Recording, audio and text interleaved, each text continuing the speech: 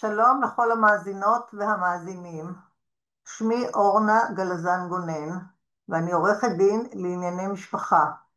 עוסקת בתחום הגירושים, מתמחה בעריכת צוואות, ייפוי כוח מתמשך, הסכמי ממון ואפוטרופסות, ובכל שאר הנושאים הקשורים לדיני משפחה. אני שמחה מאוד לארח בתוכניתנו זו את האדריכל והפסל שמעון אדנבורג בשרשרת אומנות בערוץ הפודקאסטים הקהילתי סיפור 555. שמעון אדנבורג, האדריכל והפסל שמעצב בניינים, בתי מלון ומפסל בעיקר במתכת בסגנון מינימליסטי. שמעון אדנבורג נולד בארגנטינה ולמד אדריכלות בארגנטינה ובישראל, והוא חי ומחלק את חייו בין ברצלונה שבספרד לבין ישראל. למען הגילוי הנאות אומר למאזינים כי שמעון הוא חבר טוב שלי מזה עשרות שנים.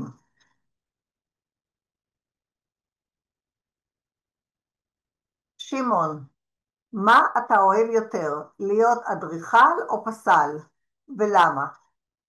זו שאלה מעניינת, כמו לשאול אותי אם אני אוהב את אמא או את אבא יותר, אבל כנראה ששניהם ביחד הם חלק מהחיים שלי.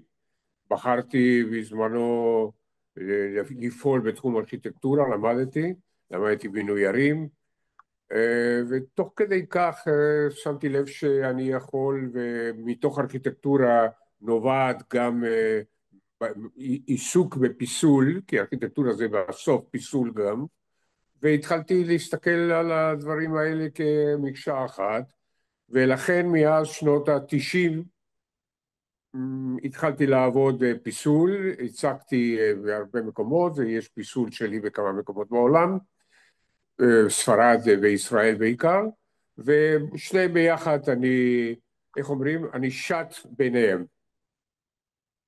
מה גרם לך להתאהב בתחום הפיסול? בעיקר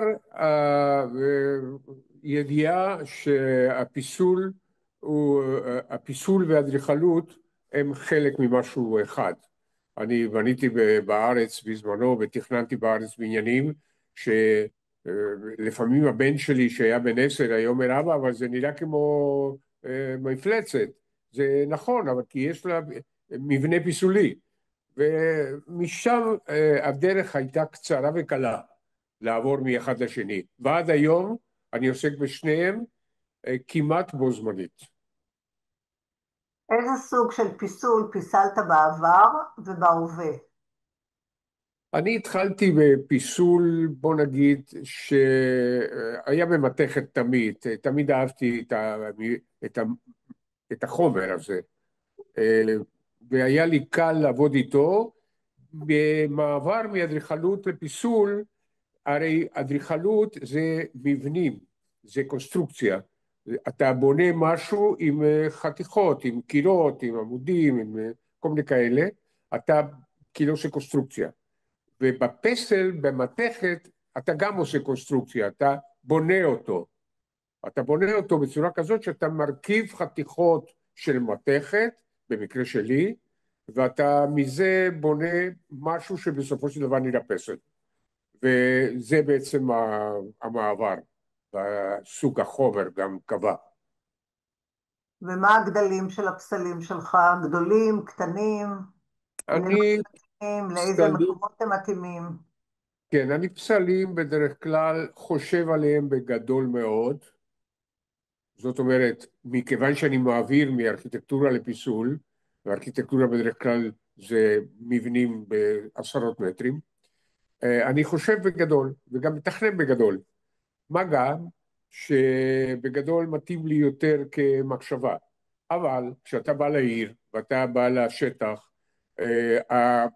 הספייס קובע. אם אתה צריך להביא פסל בתוך גינה רחבה כמו פארק של פסלים, אז אתה יכול לחשוב בפסלים גדולים יותר כאפשרי. כשאתה בא לעיר ואתה צריך לשים פסל בתוך מבנה של בניין שבתוכו מזמינים פסל, אז אתה צריך להרכיב אותו בצורה כזאת שיתאים לספייס שבו הוא מוצב. ולכן הגודל בדרך כלל מתחיל במקטה, מקטה קטנה, שלפעמים היא בנייר, בעץ או במשהו אחר, ומהמקטה קטנה אתה הופך את זה למקטה גדולה, ומשם אתה מתאים אותו לשטח. אולי תסביר לצופים, למאזינים, מה זה מקטה, לא כל אחד יודע מה זה מקטה. מקטה זה מודל. מודל. מודל קטן שאנחנו האדריכלים נוהגים לעשות מודלים לפני שבונים, כדי לראות דברים, כדי לחוש, כן? ואותו דבר בפיסול, אתה עושה מודל קטן, אני לא יכול להראות מודל קטן, אבל אני אראה לך את זה במקרה. במקרה יש לי מודל קטן פה מאחוריי, אני אקח אותו בידיים.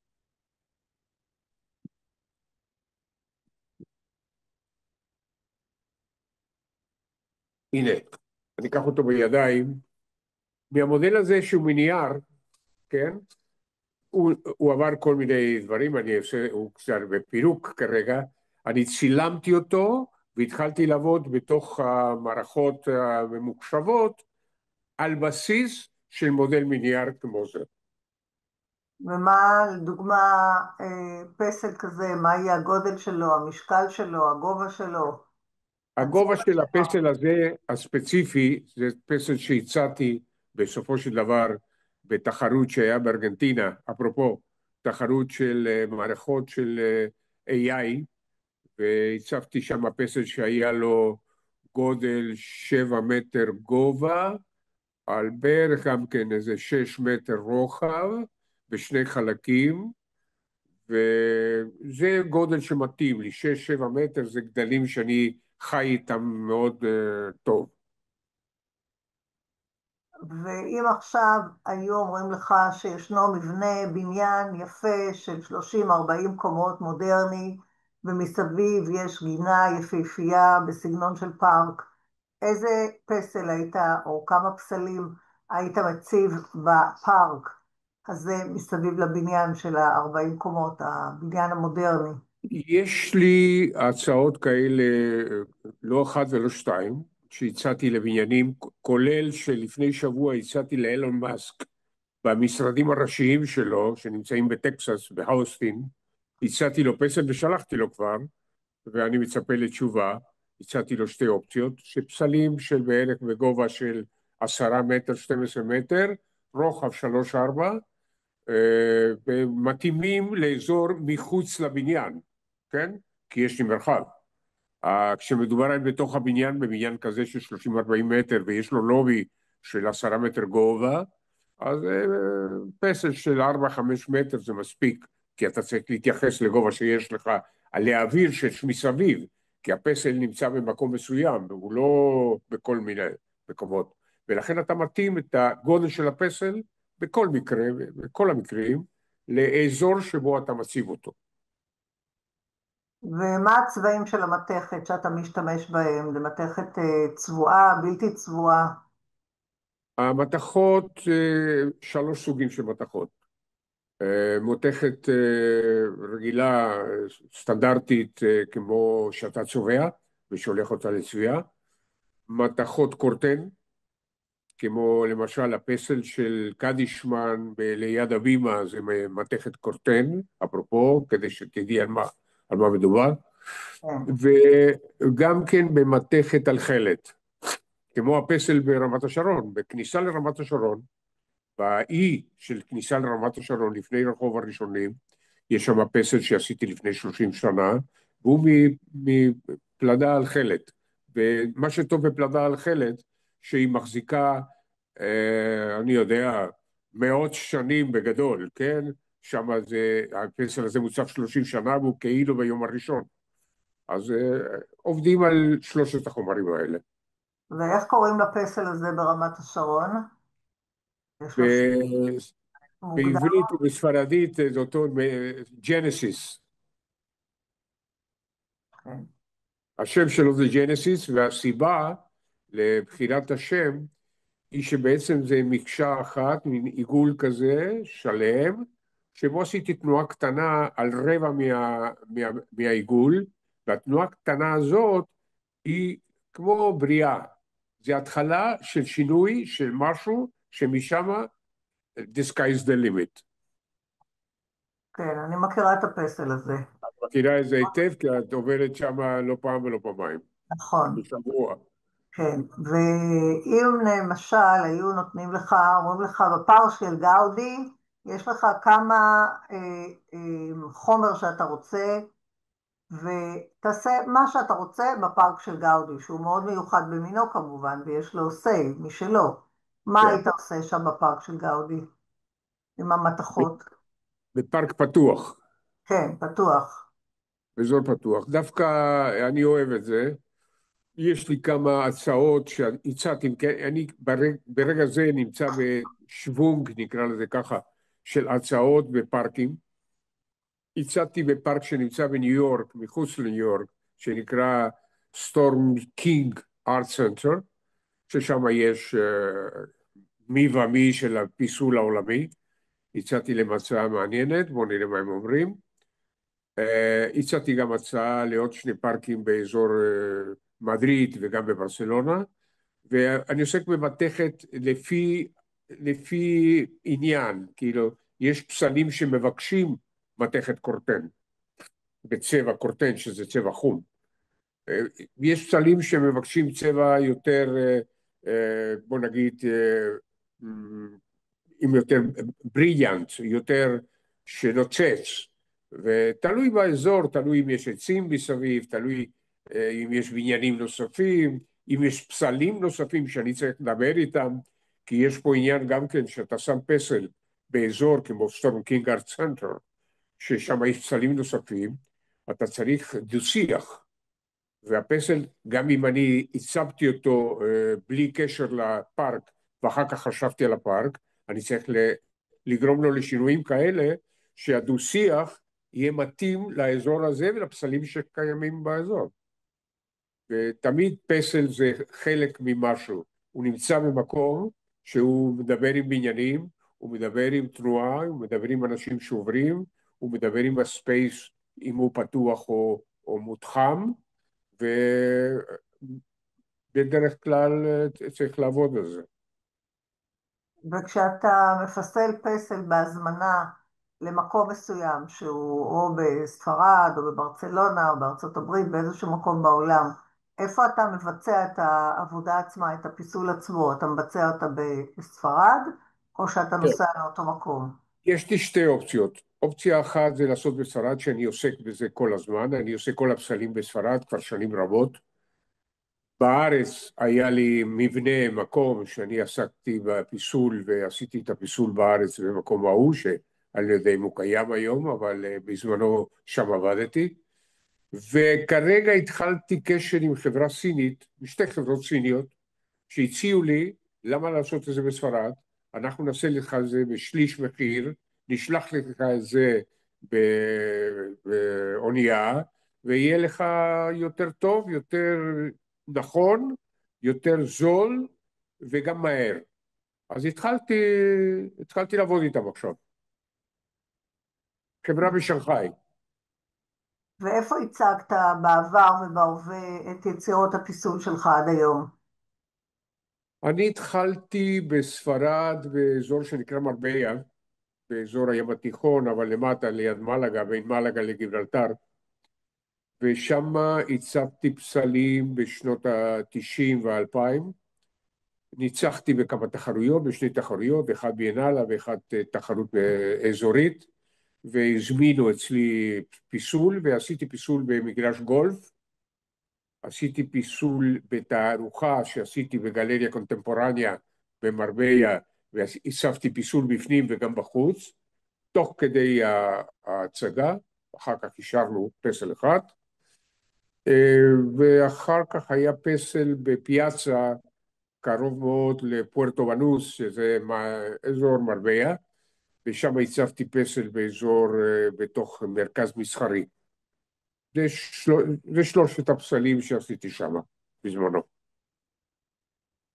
וכשאתה מנצח בתחרות, מה אתה מקבל? אם אתה מקבל מקום ראשון, לדוגמה.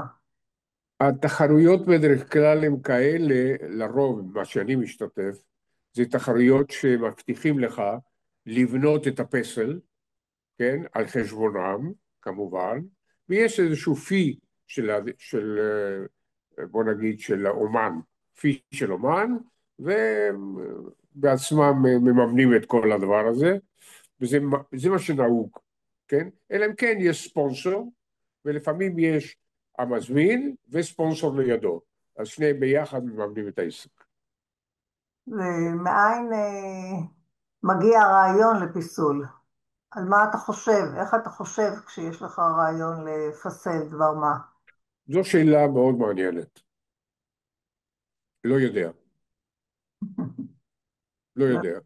אה, אם אני צריך להגדיר את זה בלי שאני אדע, באמת לא יודע, אבל מכיוון שאני לא יודע, יש לו בסיס גם, אז קודם כל, יש לי בראש כל הזמן מבנים.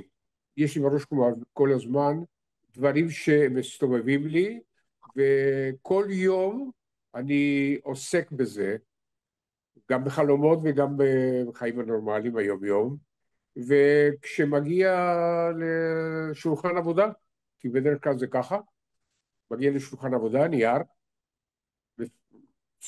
מצייר ידנית עדיין אני, לא במחשב, ברגע שיש לי ציור ופחות או יותר נראה לי שיש בו עניין, הרעיון בא בדרך כלל מהטבע. אני מאוד אוהב, אני מאוד עוסק בטבע, ותכף אני אסביר לך גם למה, כי לפני הרבה שנים כבר התחלתי עם זה, להסתכל על מה שיש מסביב, על ה-natural, כן? על הטבעי, על הצמחים, על הבניינים, על דברים קיימים בשטח. ומתוך זה אתה מדמיין דברים נוספים, שבהם אתה עוסק ביום-יום בציור או בפיסול קטן. אז אני עובר לפיסול קטן, בנייר, בעץ, במתכת בעצמה, וכל מיני דברים, וכל מיני דברים שאני מוצא בשטח, ואני מוצא הרבה. ומצלם, השיטה היא כזאת, אתה מצלם משהו שעשית, מביא אותו לאיזושהי אפליקציה, באפליקציה אתה עובד, נותן לו הוראות או פרמטרים או צבעים או מה שאתה צריך, האפליקציה שהיא ידועה, כל האדריכלים בפסלים משתמשים בה, יש כמה כאלה, אתה בונה אותו ב-3 dimensional, בשלושה מימדים, ואחרי שיש לך זה בנוי, נותן לזה מידות, ושלח אותו למי שצריך לעשות את המודל הראשון, שזה בדרך כלל במקום שעושים מודלים. יש לי עכשיו שניים, יש לי אחד שעושה מודלים ידניות, כאלה שמרכיב אותם, ויש לי עכשיו חבר מאוד טוב שעושה מודלים ב-3D במכונה שעושה מודלים. זאת אומרת, מדפסת 3D. במדפסת 3D עושה לך מה שאתה עושה במחשב, באוטוקאד וב-3 dimensional, המכונה הזאת יודעת לעשות את זה במדויק, וככה עובדים. ויצא לך לראות בספרד, לדוגמה, באזור של מלגה, איפה שיש לך שלושה פסלים מוצגים, יצא לך לראות אנשים מצטלמים ליד הפסלים, שזה מעורר עניין ורצון להצטלם. הרבה, הרבה מאוד, הרבה מאוד, אני מקבל מדי פעם אנשים שצילמו איזה חברים שעוברים שם במקרה, בעיקר חברים. גיסי למשל עשה בזמנו לפני כמה שנים טיול בקורדובה ספרד, ששם בניתי בשנת, לא זוכר כבר כמה שנים אחורה, בניתי פסל ליד הנחל גואדלקיביר. אפרופו גואדלקיביר, זה ואדי אל-כביר, שזה אחד מהמילים שנשארו בספרד מתוך התקופה של הערבים. אז בוואדי אל-כביר, ואדי אל-כביר, עשיתי פסל, ולאחר איזה, לא יודע, 10 שנים, גיסי ואחותי נסעו לטיול. והוא מצא את הפסל הזה, ונזכר שיום לפני כמה שנים אמרתי לו שעשיתי פסל שמה. חיפש אותו, צילם אותו, ושלחתי את הצילומים. אז זה סיפור שיש עם גיסי. אבל הרבה אנשים חברים מסתובבים ומצלמים. זה נהוג. הפסל ברמת השרון קיבלתי 10 תמונות. אם היה בא אליך איזה אדם אמיד והיה אומר לך, יש לך את כל הכסף שבעולם, והסגנון פתוח, ותפסה לי פסל כראות עיניך.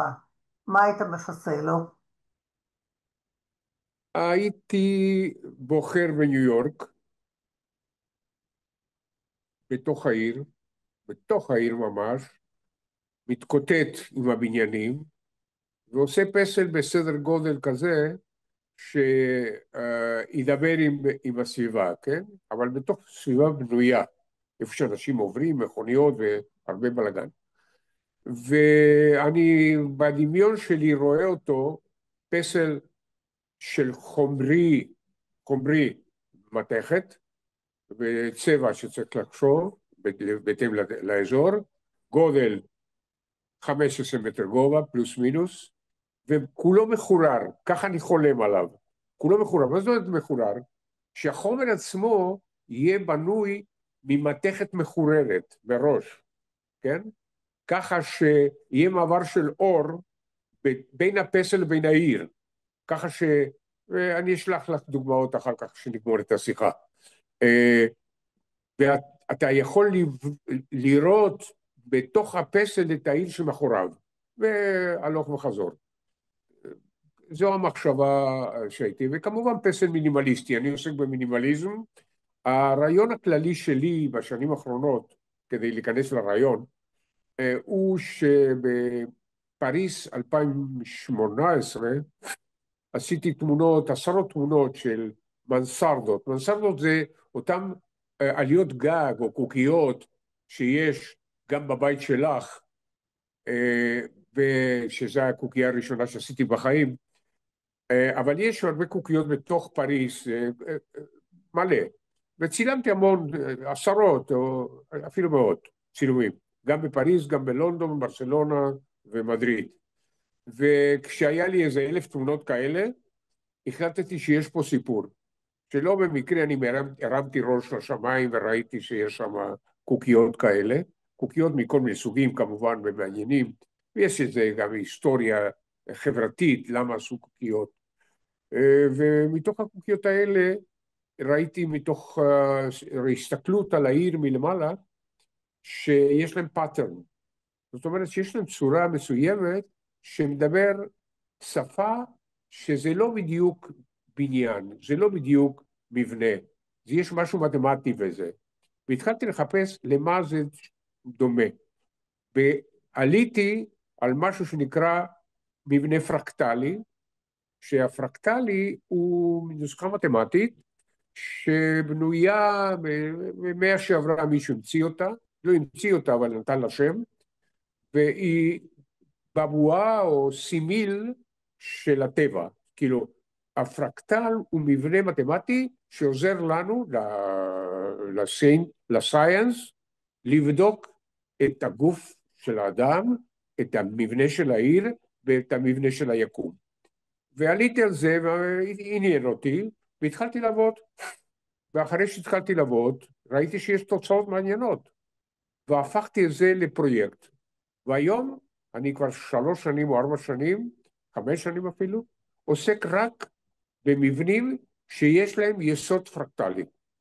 שהפרקטלי הוא מבנה, כמו שאמרתי, מתמטי, שכל אחד דומה לעצמו וגם אינסופי. זאת אומרת שבקטע מסוים אתה הולך אל הקטע הגדול יותר, כמו למשל הג'ירסול, איך קוראים לזה בעברית, אני לא זוכר, שמסתכלת לשמש. ויש שם מבנה בפנים כזה, שכל אחד מהקטעים דומה לקטע השני. בסך הכל יש דמיון ברמות השונות של אותו מבנה. וזה קיים בשטח, זה קיים בטבע, וזה בעיקר מה שאני עושה כרגע. ואמרת קוקיות, אז יכול להיות שיש אנשים שלא הבינו שהכוונה היא לעליות גג.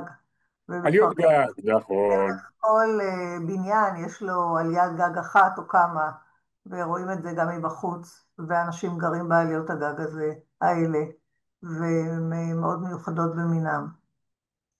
והסיפור המעניין הוא שעליות גג, בהתחלה, ב-1700 ומשהו, נבנו כדי לשמש מקום שבו אתה שם ג'אנק, כמו בוידם, ולכן נבנו בגובה מאוד נמוך שאנשים לא יוכלו להיכנס, או שייכנסו רק לטיפול.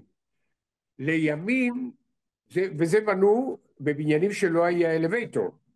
ברגע שנהיה אלווייטור בתחילת המאה שעברה, פתאום המקומות האלה שהיו נידחים והיו שימושים לאנשים שאין להם כסף ואו אחסון, נהפכו לאתיקוס, לעליות גג אתיקוס, לאנשים עשירים כמובן, שיכולים לשלם, וזה השינוי שקרה בצרפת בעיקר, אבל גם בברסלונה, גם במדריד, בערים אחרות שבדקתי וכאילו התעסקתי בזה, וראיתי שהדבר הזה עבד.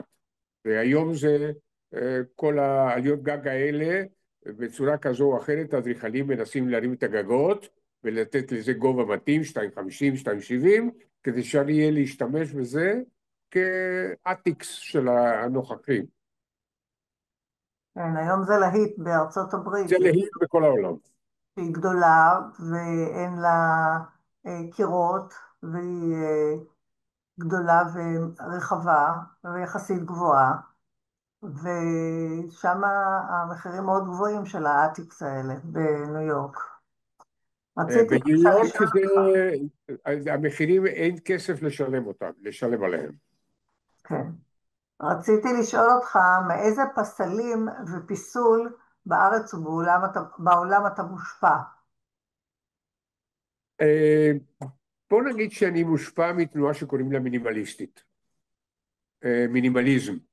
המינימליזם, מה שעשה אחרי תקופות שונות בעבר בתחום הפיסול, שעסקו בפיסול שהוא דוגמה של המציאות, או העתיקו את המציאות, פרצופים, בניינים של אנשים, קבוצה של אנשים, דברים מהסוג הזה. בא המינימליזם ואמר, רגע, גמרנו, אנחנו הולכים לעשות את זה פשוט.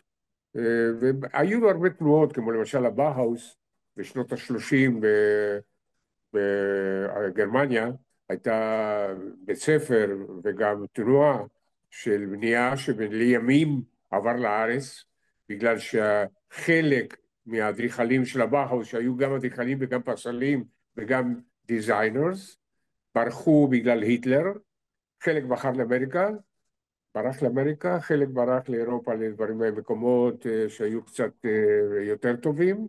בשביל היהודים, בעיקר היו יהודים שם בתוך הבאהאוס, וחלק באו לישראל, כמשל מנדלסון או שרון, ובנו בניינים בתל אביב למשל, יש נדמה לי 4,000 בניינים של באהאוס.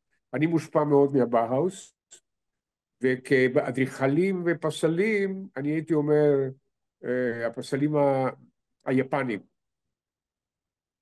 הפסלים היפנים בעיקר השפיעו עליי, ופסלים כמו רוברט סמית'סון, אמריקאי, פסלים כמו קרייג, קדישמן בארץ, ויש עוד כמה, אבל איסאמו נוגוצ'י, היפני, שאני מאוד מושפע ממנו, אני מאוד אוהב אותו, מאוד אוהב את הסגנון שלו, אבל בעיקר תנועה מינימליסטית ובאהאוס. שילוב מאוד מעניין. תאמר לי בבקשה, מה אתה אוהב בברצלונה? אתה גר הרבה מאוד שנים בברצלונה, ובכלל בספרד. מה אתה אוהב בנושאי הפיסול והאומנות בברצלונה ובספרד, שהיא מלאה באמת עשירה מאוד באומנות, מכל המינים והסוגים? כן, ברצלונה זו עיר מזרח תיכונית, עיר תיכונית של ים התיכון.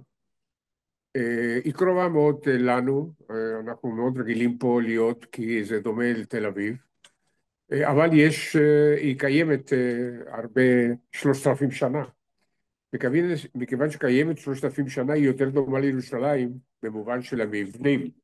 יש פה מבנים שקיימים מאז. והעיר נבנתה לאט לאט, וכשעיר נבנית לאט, יש בה יסודות יותר בריאים, והיא נראית, או היא משמשת, כבסיס יותר בריא, נקרא לזה ככה, לאנושות. כמובן שיש פה אדריכלים ופסלים שחיו פה לפני 30, 40, 50 שנה, אחד מהם זה גאודי, שאני מאוד מושפע ממנו במובנים רבים, בעיקר במחשבה, מתמטיקה. גאודי היה אדריכל, מהנדס ומתמטיקאי, בו זמנית. ולכן הבניינים שלו, שנמצאים בעיר, חלק בעיר, חלק מחוץ לעיר, הם מבנים מתמטיים בצורה בלתי רגילה. הוא השתמש במתמטיקה בשביל לבנות. יש לו גם יצירות אומנות ופיסול נוספים, אבל הוא פסל של בניינים. כל הבניינים שלו נראים כמו פסלים. והוא הראשון שהשפיע עליי במובן הזה של לחבר את המבנים לפיסול, ולחבר ביניהם ולעבור מאחד לשני בקלות. וכמובן יש עוד כמה פסלים פה בעיר הזאת, והעיר עצמה נושמת פיסול ונושמת אדריכלות ברמה שאני אוהב, אדריכלות של האזור של 1900 בעיקר, 1800 וסוף 1800, 1900. העיר עברה הרבה שינויים, היום בונים בניינים כמו שבכל העולם, שטוחים, מינימליסטיים, אבל יש פה יסודות של תקופות אחרות שמעניינות, וזו עיר שמה שאני אומר לפעמים בדברים שאני כותב גם, כמו בספר שכתבתי, אני אומר שזו עיר שאתה כל הזמן לא מחפש בה משהו, אתה מוצא. אתה מסתובב בתוך העיר, ואתה מוצא דברים פתאום שלא הכרת או לא שמת לב או לא הבנת, וזה מדבר אליך, אליי כאדריכל, כפסל, וכמעט כל יום, בכל סיבוב שאני עושה, ואני אוהב לעשות הליכות בעיר, אני מוצא אזורים ומקומות שמעניינים אותי, וכמובן נותנים לי רעיונות. מה שם הספר שכתבת ועל מה זה? מה? הספר שכתבת, מה הנושא כן. שלו ומה השם שלו? הספר נקרא בעברית מקום המקומות, לוגר דה לוגרס בספרדית. הוא עוסק בחיפוש מקום. הוא עוסק במבנה המקומות שהכרתי, הערים שהכרתי, האזורים שהכרתי. כתבתי אותו לפני איזה יותר מ10 שנים. הצגנו את זה בבית שלה, במקרה לגמרי, אני זוכר את זה לטובה מאוד, ויש שם סיפור מעניין. יש לי נכדה בת 16 וחצי, אז היא הייתה בת 3, היא הייתה נוכחת עם הבן שלי במקום, ובזמן שאני התחלתי לדבר על הספר, כי דיברו אנשים אחרים, אבל דיברתי גם אני, אז היא שאלה אותו, תגידי, למה סבא מדבר כל כך הרבה? עד היום אנחנו צוחקים על זה, וזה סיפור קטן. הספר עוסק בעיקר בחיפוש אותו מקום שהוא יסודות של החיים שלנו ביקום, ואנחנו מחפשים תמיד מקומות. מקום זה לא רק פיזי, מקום זה גם כן חיבור, מקום זה גם כן נוכחות, מקום זה גם כן אנשים מסביבך, זה יוצר מקום גם כן. ובזמן האחרון הוצאתי מהדורה שנייה, לפני איזה 6 חודשים, הוצאתי מהדורה שנייה, שהוספתי את הנושא של הפרקטלים שאני עוסק בו כרגע, בפיסול, הוספתי בספר את היסודות של הפרקטלים, 3 סקציות כאלה, ועשינו אותה, הצגתי אותו באגודת האדריכלים, היו איזה 100 איש, היה מאוד מעניין. באיזה שפה כתבת את הספרים שלך? כתבתי אותו בספרדית, כי זו השפה שמתגלגלת לי קל. אני מתגלגל קל בעברית גם, אבל כשמדובר בכתיבה, אני לרוב מעדיף לכתוב בספרדית. אחר כך אני מתרגם לעברית, עושה שיפורים וזה, או לאנגלית.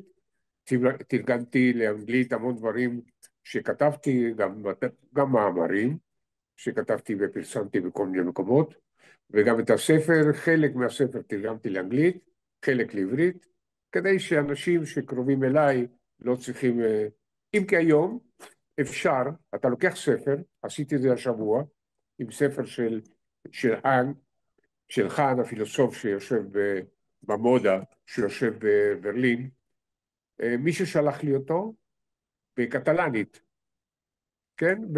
במחשב. שמתי אותו ב-AI, בקטלנית, צילום, וה-AI תרגמה לי אותו בספרדית. כל הספר, במכה אחת, תוך שניות. זה מדהים. מדהים מה שקורה עם ה-AI בימים האלה. ברוך הבא לבינה המלאכותית, כן, הבינה שמקלה לנו על המלאכותית החיים עושה לפעמים, לנו, עושה לנו בינתיים טוב. כן, תקווה שתמשיך. כן. רציתי, יש לנו עוד 2 דקות, אז רציתי לשאול אותך אם יש לך תוכניות להקמת פסלים בישראל. כן, יש לי. הצגתי כמה תוכנית ברמת השרון, שלחתי אותם לעיריית רמת השרון כדי להוסיף לשאת פסל שכבר ישנו באותו אזור. שלחתי לתל אביב 2 אופציות, אחד בכיכר החטופים, פסל שקשור בחטופים, ועוד אחד במקום פתוח בעיר ליד העירייה. אני מאוד פעיל בהצגות של פרויקטים כרגע, אני בשוונג של הצעות, ואני מקווה שיקבלו חלק מהם, לא חושב שיקבלו הכל, אבל מספיק שיקבלו חלק נתחיל לעבוד עליהם, ואני מאוד פעיל בנושא. ובכמה נמכרים הפסלים שלך?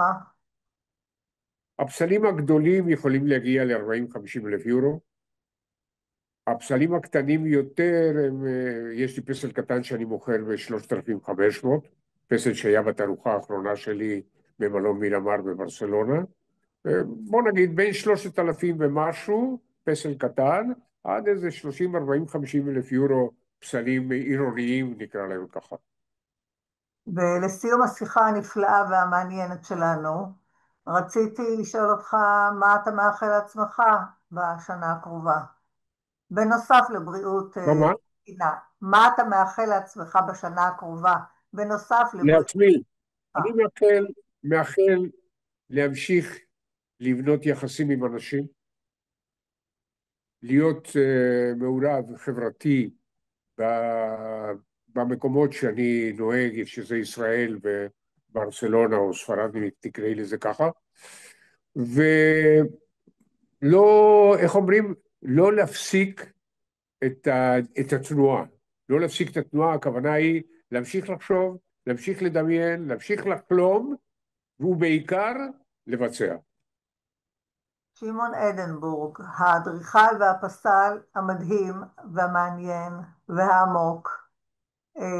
אני רוצה להודות לך על שיחה מעניינת ביותר, וגם לומר לך תודה רבה שתכננת לפני 30 שנה את הבית הפרטי המהמם שלי, שכל יום ועד היום אני מקבלת קומפלימנטים ומחמאות מדהימות על הבית הזה, כי באמת הוא מתוכנן בצורה יצירתית מאוד, ואפילו פיסולית נקרא לזה. אז תודה רבה לך, שמעון, ושיהיה מאשר. לנו ולכל עם ישראל רק בשורות טובות ובריאות ורק טוב. תודה. שיהיה טוב להתראות. לנו, לאנשים שבקרבנו ולעם ישראל. אמן ואמן. תודה. תודה לך. תודה לך מאוד. הזדמנות מאוד מאוד חשובה לי לדבר איתך על דברים שראינו ביחד, עשינו ביחד, ו... ועוד נעשה. כן. תודה רבה. תודה לכל המאזינים תודה והמאזינים. ליעל גם כן, ותודה המנהלת של הפרויקט הזה, לשרשרת, פרויקט כמובן, המעניין. 555. 555, פרויקט מאוד מעניין, אהבתי אותו. גם אני.